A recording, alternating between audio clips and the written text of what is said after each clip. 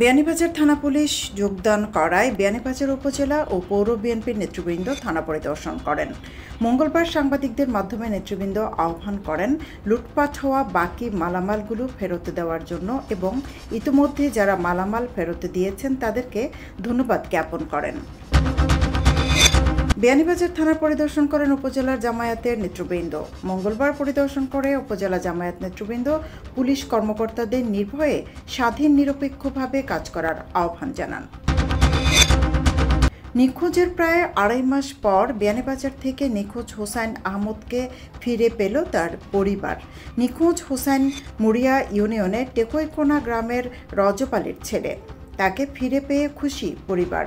রোববার রাতে বড়লেখায় প্রায় মানসিক ভারসাম্যহীন অবস্থায় পরিচিত জনের মাধ্যমে সন্ধান মিলে তার পরে বিয়ানীবাজার থানা পুলিশকে অবগত করে তাকে বাড়িতে নিয়ে আসেন তার পরিবার।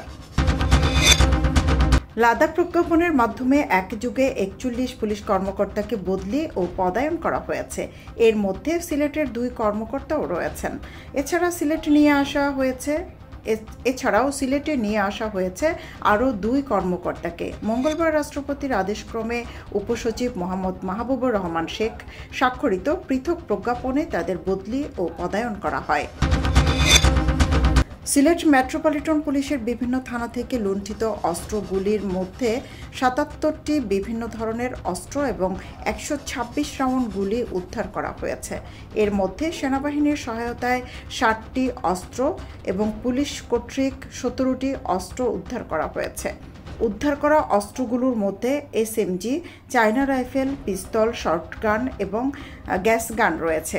মঙ্গলবার সকাল পর্যন্ত লুণ্ঠিত হওয়া এসব অস্ত্রগুলো উদ্ধার করা হয় বলে জানিয়েছে সিলেট মেট্রোপলিটন পুলিশ।